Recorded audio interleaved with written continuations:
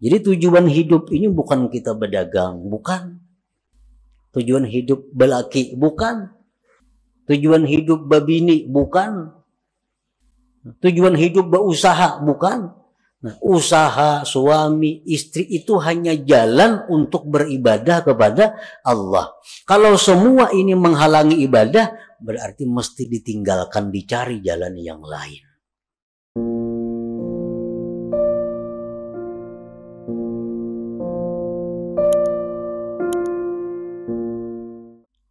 Janganlah engkau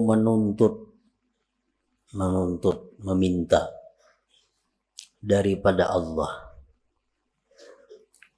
bahwa Dia mengeluarkan engkau dari satu keadaan agar Allah pekerjakan engkau pada keadaan yang lain. Jikalau Allah menghendaki engkau, niscaya Dia pekerjakan engkau tanpa melalui menuntut dikeluarkan. Itulah kurang lebih artinya hikmah yang ke-19 ini. Adapun penjabarannya adalah idza kana al-mar'u ala halatin la tuwafiqu gharadahu la yanbaghi lahu ay yuridal khuruja minha binafsihi bi ayyatluba minhu subhanahu ay yukhrijaha minha li'anna hadha min at-takhir 'ala Allah subhanahu wa ta'ala bal yanbaghi lahu husnul adab ma'ahu wa isaru muradihi ala ikhtiyarihi. Apabila adalah seorang hamba atas satu keadaan yang mana keadaan itu tidak sesuai dengan yang dimaksudnya.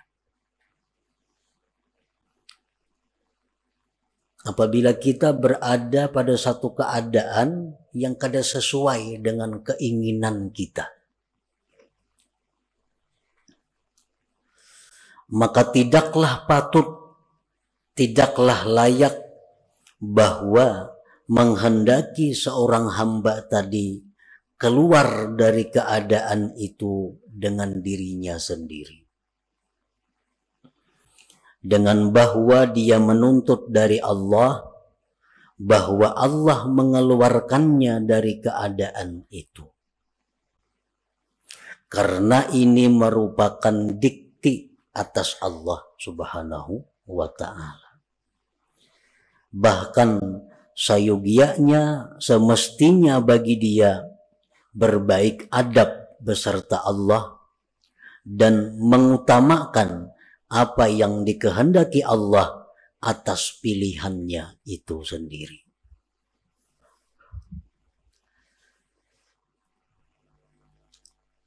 Illa idza kanat haluhu, kecuali apabila keadaannya itu ghaira mardiyyin lillah subhanahu, kecuali bila keadaannya itu tidak diridhai oleh Allah. Au aikatan min wazaifihi diniyah wal amali bil a'mali shalihah, atau keadaan itu mencegah dia dari tugas-tugas keagamaannya dan beramal dengan amal-amal saleh, maka boleh bagi dia meminta kepada Allah bahwa Allah keluarkan dia dari keadaan yang demikian itu. Fahuwa min alamati ma'rifatil abdi bi rabbih subhanahu wa ta'ala, maka itu merupakan tanda ma'rifatnya seorang hamba dengan Allah subhanahu wa ta'ala. Nah, para muhibbin rahimakumullah, artinya kalau kita berada di suatu kondisi, di suatu keadaan, situasi yang tidak sesuai dengan keinginan kita. Maka janganlah kita minta kepada Allah bahwa dipindah dari kondisi keadaan itu kepada keadaan lain. Jangan kita minta kepada Allah bahwa kita ini dipindahkan kepada keadaan yang lain. Karena itu namanya adalah mendikti atas Allah. Hendaknya kita menerima keadaan itu dan berbaik adab beserta Allah, dan inilah merupakan pilihan Allah yang Dia utamakan daripada pilihannya sendiri. Kecuali bila mana keadaan yang dia alami saat itu keadaan yang tidak diridai Allah. Dia berada dalam situasi yang tidak diridai Allah. Atau di dalam situasi keadaan yang mencegah dia melaksanakan tugas-tugas keagamaan. Atau beramal amal saleh. Nah, maka boleh baginya minta kepada Allah agar dikeluarkan dari situasi itu kepada keadaan yang lain. Nah, itulah tanda orang yang ma'rifat dengan Allah Subhanahu wa ta'ala. Nah, para muhibbin rahimakumullah. Secara rinci lagi para ulama menjelaskan, fal arifu billah idza kana a'zab la yatamanna az-zawaj. Orang yang sudah kenal dengan Allah itu, apabila dia tidak mempunyai pasangan, baik bujang, duda, janda, dia tidak minta kepada Allah agar diberi jodoh. Ini orang yang arif dengan Allah. Ini bujang, atau duda, atau janda, kada berpasangan lah. Nah, itu ngarannya satu keadaan. Ini keadaannya bujang, keadaannya kada belaki, kada begini. Inya kada minta kepada Allah agar diberi jodoh. Kada minta.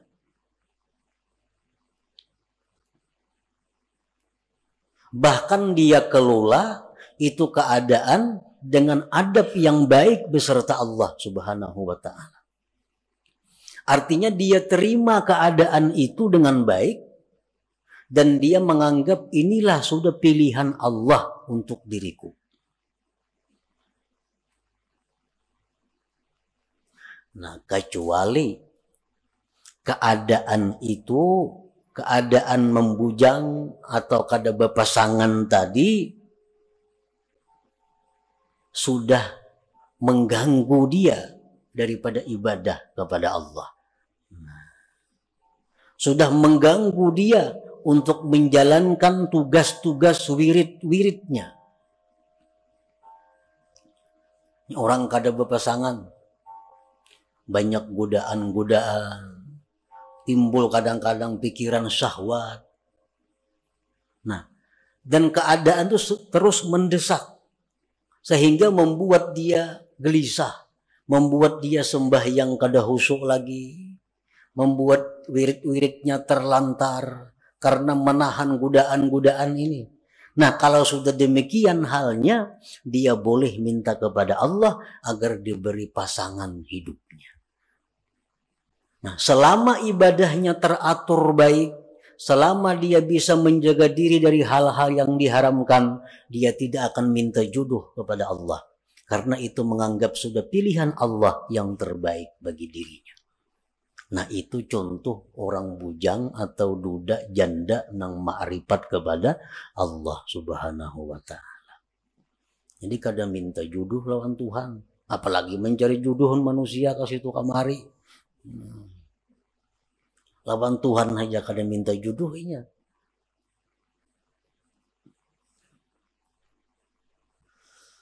Wa idza kana faqiran la yatamanna al-ghina. Apabila dia dalam keadaan fakir, Nah, ini orang yang arif dengan Allah. Dia fakir. Dia kadang akan minta kepada Allah kekayaan. Dia terima kefakiran itu dengan ridha.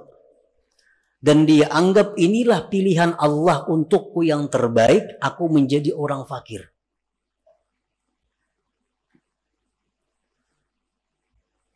Nah, kecuali apabila sudah kefakiran itu membuat dia terganggu ibadah kepada Allah, apabila kefakirannya itu sudah menghalanginya berbuat amal-amal yang saleh, nah maka di saat itu dia bisa memohon kepada Allah agar dipindah daripada orang fakir menjadi orang yang berada atau orang kaya. Nah, ini sudah fakirnya sudah sulit nih. Sudah kada bisa lagi beribadah kepada Allah. Nah, sudah kada kawa lagi melaksanakan wirid-wiridnya. Sudah kada bisa lagi menuntut ilmu karena kada berduit. Menuntut ilmu perlu duit. Ini sudah kada berduit lagi.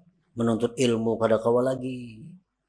Pikiran kada karuan, beribadah sudah kada nyaman lagi. Nah, di saat itulah dia boleh mohon kepada Allah agar diberi kecukupan, diberi Allah kekayaan.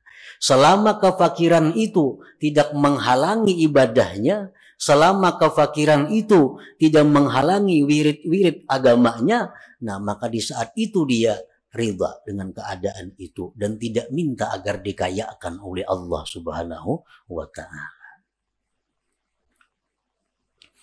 Wa idza kana maridan la yatamanna sihhah. Apabila dia sakit, dia tidak ingin sihat. Dia tidak ingin sihat. Ini sakit. Tapi dalam keadaan bisa melaksanakan tugas-tugas keagamaan, bisa beramal saleh. Sakit ini tidak akan diusahakan untuk disembuhkan. Dan dia tidak akan minta kepada Allah kesembuhan. Tetapi kalau sakit ini sudah mengganggu, nah tugas-tugas keagamaannya, sakit ini sudah mengganggu wirid-wiridnya, sakit ini sudah mengganggu menuntut ilmunya, nah di saat itulah dia minta kepada Allah kesembuhan dan kesehatan.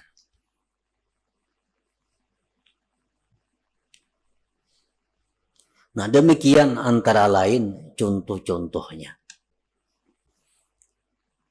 Kalau kita dalam keadaan dan keadaan itu tidak kita senangi, keadaan itu tidak kita ingini, maka diamlah kita pada keadaan itu, ridhalah pada keadaan itu, jangan minta keadaan lain kepada Allah.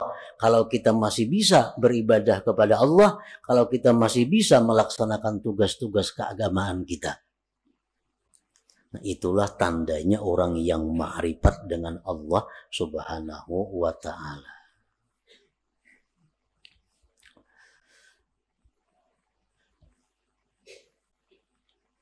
Wa idza kana mutazawwijan la yatamanna al-firaq.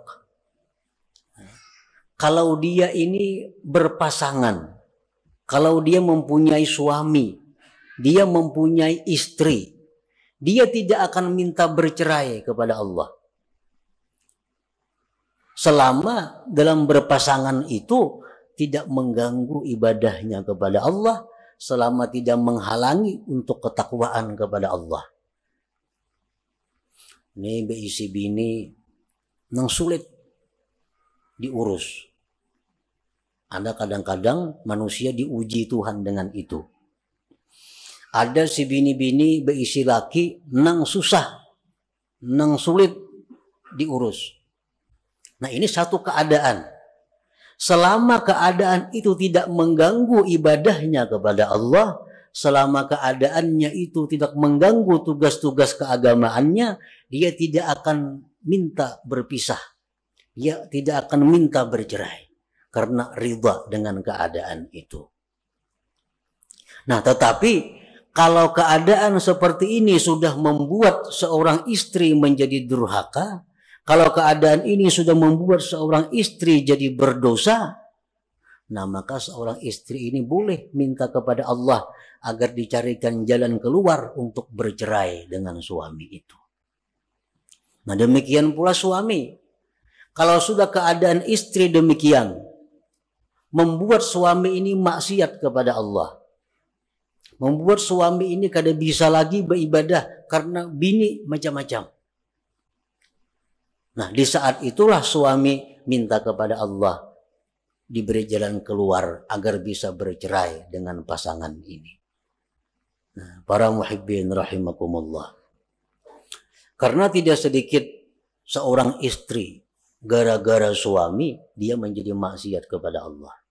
Dan tidak sedikit seorang suami gara-gara istri jadi maksiat kepada Allah. Dan ini sudah terjadi sejak zaman Rasulullah Sallallahu Alaihi Wasallam. Ada salah seorang sahabat yang begitu hendak mati kada bisa mengucap la ilaha illallah. Kenapa sebabnya? Oh, ternyata si sahabat Nabi ini seringkali menyakiti hati ibunya gara-gara mengutamakan istrinya. Nah, ini istri yang membawa maksiat kepada Allah. Kalau kita sudah punya istri macam ini, hendak berbuat baik lawan ibu bapak, sarik. Nah, hendak memberi kuitan, sarik.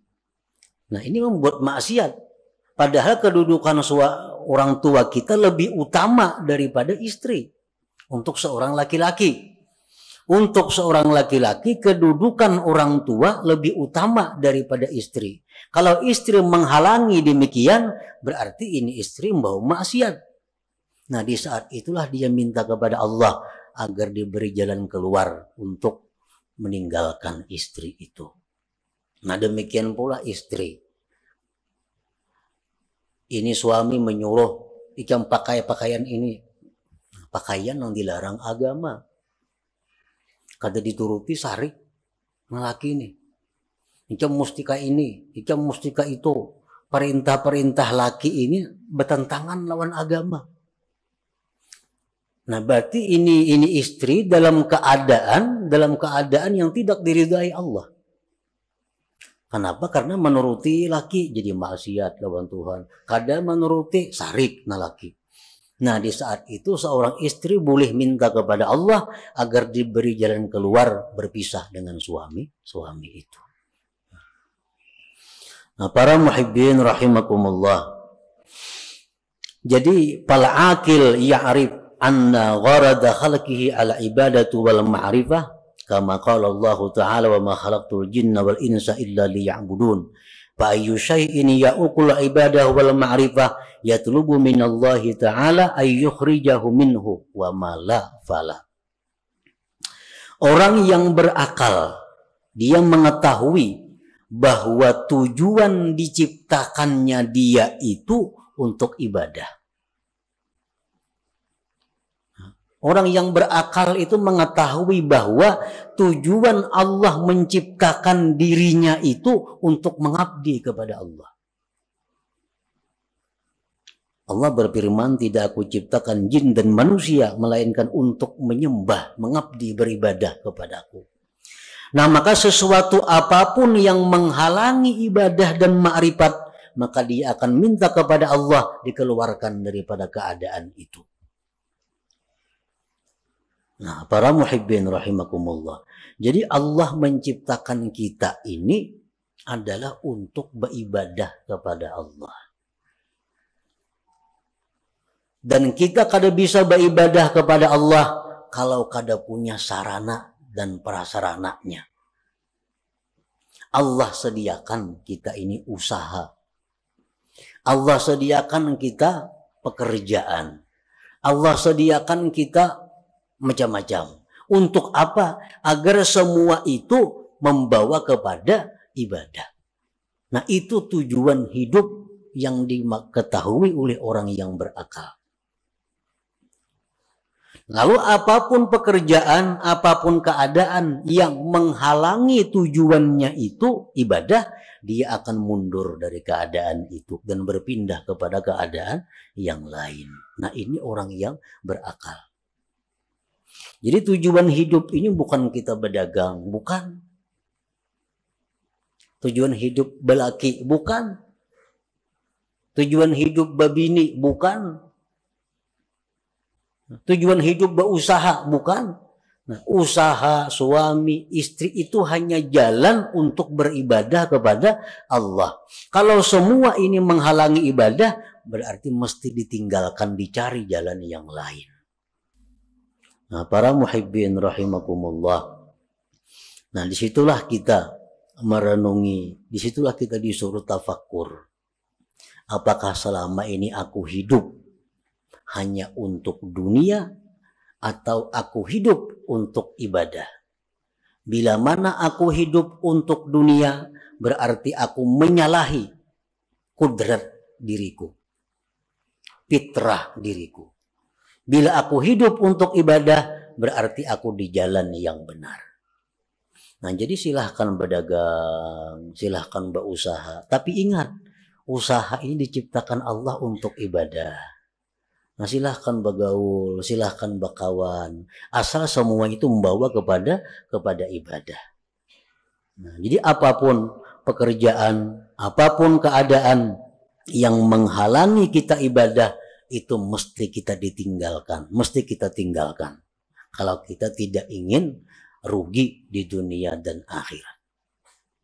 Jangan sampai kita ini dilalaikan oleh hal-hal yang sifatnya duniawi. Ya ayyuhalladzina amanu la tulhikum amwalukum wala auladukum an dzikrillah wa may yaf'al dzalik fa ulaika humul khasirun. Hai orang-orang yang beriman, Allah menghitab kepada orang beriman. Nang kada beriman kada diurus Tuhan. Ujar Tuhan, janganlah melalaikan akan kamu, harta kamu, anak kamu daripada zikrillah. Artinya jangan sampai kita mengurus harta, kita mengurus anak, kita lupa kepada Allah. Bila demikian halnya, Allah menyatakan kita rugi. Kalau sudah Allah menyatakan rugi itu, ya rugi yang sebenarnya. Bujur-bujur rugi artinya. Nah, itu artinya Allah bukan melarang kita mengelola harta. Allah bukan melarang kita mengelola anak. Tetapi yang dilarang Allah, jangan sampai itu melalaikan kita daripada zikrillah. Daripada mengingat Allah. Karena mengurus harta, kada tersembahyang. Karena mengurus harta, sembahyang taqadha. Karena mengurus harta, kada tersembahyang sunat. Karena mengurus harta, kada tersembahyang tahajud.